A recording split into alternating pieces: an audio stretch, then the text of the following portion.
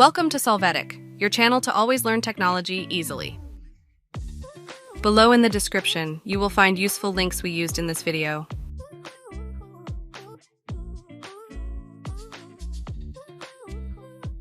Today in Solvetic, we will see how to turn off SMS notifications on Facebook.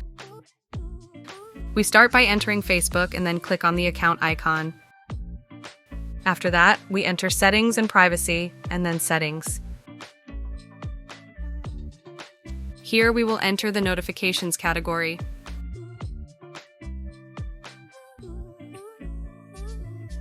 Afterwards, we will be able to see the different categories of notifications and click on the one we want to configure.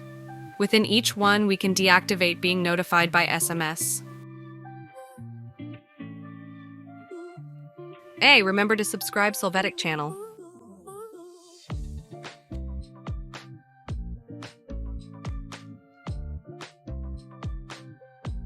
We hope it has been helpful for you. Here are links to watch more videos of your interest and subscribe to the Solvetic channel. Thank you.